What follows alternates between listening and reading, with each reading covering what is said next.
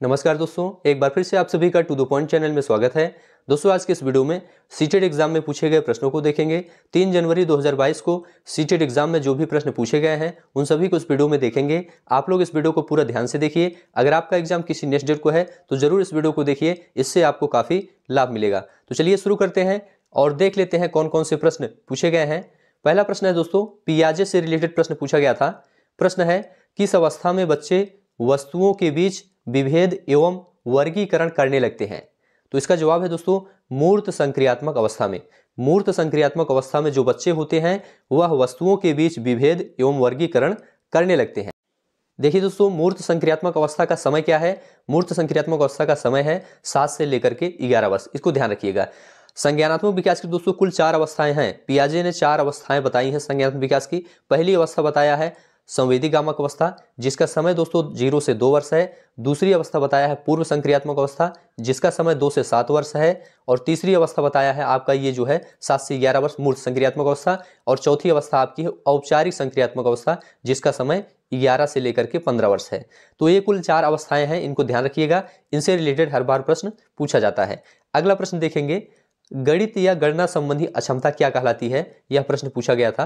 तो इसका जवाब है दोस्तों, डिसकैलकुलिया कहलाती है। ठीक है, गणना संबंधी अक्षमता क्या कहलाती है? डिसकैलकुलिया कहलाती है। अगर पठन संबंधी अक्षमता पूछे तो उसका जवाब है डिसलेक्सिया। ठीक है, और लेखन संबंधी अक्षमता पूछे तो उसका जवाब है डिसग्राफिया। अगला प्रश्न दोस्तों, गिलहरी से रिलेटेड पूछा गया था।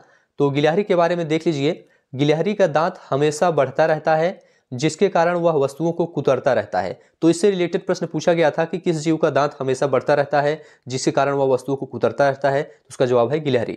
चलिए अगला प्रश्न देखेंगे। सभी प्रश्न आप लोग ध्यान से देख लीजिए।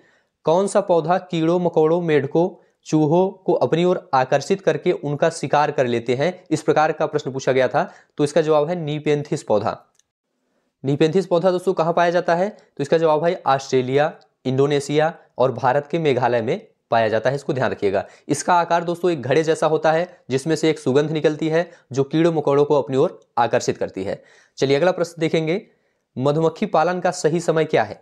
मधुमक्खी पालन का सही समय पूछा गया है। तो इसका जवाब है अक्टूबर से लेकर के दिसंबर तक। अक्टूबर से दिसंबर महीने तक जो है मधुमक्खी पालन का सही समय होता है। मधुमक्खी के छत्ते के बारे में प्रश्न पूछता है तो उसके बारे में ध्यान रखिएगा। मधुमक्खी के छत्ते में जो रानी मधुमक्खी होती है वह अंडे देती है। कौन सी मधुमक्खी? रानी मधुमक्खी अंडे देती है। चलिए अगला प्रश्न देखेंगे। अगला प्रश्न है, फसलों को पानी देने की सबसे अच्छी विधि क्या है? तो इसका जवाब है दोस्तों ड्रिप सिंचाई। ड्रिप सिंचाई जो है ये सबसे अच्छी विधि मानी जाती है। इसके अंतर्गत क्या होता है? ड्रिप सिंचाई के द्वारा दोस्तों पौधों को आवश्यकता अनुसार जल दिया जाता है। ठीक है, और इसके द्वारा 70% तक पानी की बचत की जा सकती है ड्रिप सिंचाई के माध्यम से। तो यह प्रश्न पूछा गया था ड्रिप सिंचाई के बारे में, या फिर जो है फसलों को पानी देने की सबसे अच्छी विधि क्या है, इस प्रकार कोई प्रश्न पूछा गया था। तो इसको आप लोग ध्यान रखिएगा।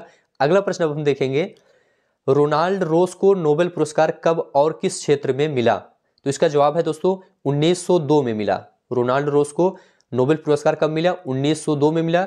किस क्षेत्र में? चिकित्सा के क्षेत्र में मिला। ठीक है, मलेरिया परजीवी प्लाज्मोडियम की खोज के लिए इन्हें यह पुरस्कार दिया गया है। अगला प्रश्न देखेंगे, झूम खेती के बारे में पूछा गया है। इसको ध्यान से देख लीजिए। झूम खेती भारत के किस भाग में ज्यादा की जाती है? तो इसका जवाब है पूर्वोत्तर राज्यों में ज्यादा की जाती है, जैसे कि मेघालय में। ठीक है, इसे स्थानांतरित कृषि के नाम से भी जाना जाता है। झूम खेती के बारे में बात करें दोस्तों तो फसल को काटने के बाद कई वर्षों तक खाली छोड़ देते हैं और उसमें जो घास उगती है उसे जला देते हैं, और जलाने पर जो राख प्राप्त होती है वह मिट्टी को उपजाऊ बनाने का काम करती है। तो इसे स्थानांतरित कृषि के नाम से भी जानते हैं। इसको ध्यान रखिएगा, ये भारत के पूर्वोत्तर राज्यों में होती है। अगला प्रश्न देखेंगे, बारिश का पानी संरक्षित करने को क्या कहा जाता है? यह प्रश्न पूछा गया था। तो इसका जवाब है रेन वाटर हार्वेस्टिंग। हिंदी में वर्षा जल संचयन कहा जाता है। इसको आप लोग ध्यान रखिएगा। ठीक है, बारिश का पानी संरक्षित करने को क्या कहा जाता है? वर्षा जल संचयन कहा जाता है। अगला प्रश्न पूछा गया था, मलेरिया की दवा किस पेड़ की छाल से प्राप्त होती है? इसका जवाब है सिनकोना पेड़ की छाल से प्राप्त होती है। ठीक है, मलेरिया की दवा किससे प्राप्त होती है? सिनकोना पेड़ की छाल से प्राप्त होती है। यह प्रश्न पूछा गया था। नेक्स्ट प्रश्न है, बालक के सामाजिकरण की द्वितीयक एजेंसी क्या है? द्वितीयक एजेंसी की बात करें तो विद्यालय व मीडिया जो होता है ये बालक के सामाजिकरण की द्वितीयक एजेंसी होता है। ठीक है, प्राथमिक एजेंसी पूछा जाए तो परिवार और पास पड़ोस होता है, ये जो है प्राथमिक एजेंसी होता है सामाजिकरण की। तो यह भी प्रश्न पूछा गया था, इसको ध्यान से देख लीजिए। अगला प्रश्न देखेंगे, अगला प्रश्न है पश्मीना ऊन किस जानवर से प्राप्त होता है, यह प्रश्न पूछा गया था। तो इसका जवाब है पालतू भेड़ों के बालों से प्राप्त किया जाता है। नेक्स्ट प्रश्न देखेंगे मच्छरों से फैलने वाली बीमारी क्या है। तो डेंगू, चिकनगुनिया, मलेरिया, ये जो है मच्छरों से फैलने वाली बीमारी है। तो मच्छरों से फैलने वाली बीमारी के बारे में हर बार प्रश्न पूछा जा रहा है, इसको ध्यान से देख लीजिए। लैंगिक रूढ़िवादिता के बारे में प्रश्न आया है, तो इसको भी ध्यान से देखिए। लैंगिक रूढ़िवादिता क्या है, जब शिक्षक किसी बालक या बालिका को ज्यादा प्रमुखता देता है, किसी एक को, या तो बालक को या तो बालिका को, किसी एक को ज्यादा प्रमुखता देता है, तो उसे क्या कहते हैं, लैंगिक रूढ़िवादिता कहते हैं। ठीक है, तो इससे रिलेटेड कोई प्रश्न पूछा गया था, इसको ध्यान से देख लीजिए। अगला प्रश्न भाषा अर्जन से रिलेटेड पूछा गया था, तो इसको ध्यान रखिएगा, भाषा अर्जन का संबंध चौमस्की से है।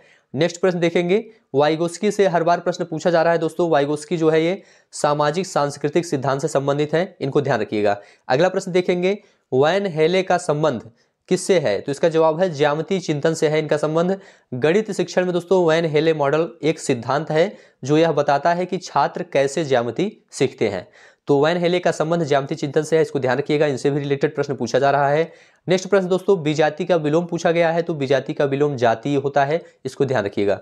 तो इस प्रकार से दोस्तों आज का वीडियो यहाँ पर समाप्त होता है। कुल इतने ही प्रश्न आज हमको मिले हैं। ये सभी प्रश्न दोस्तों 3 जनवरी 2022 को पूछे गए थे।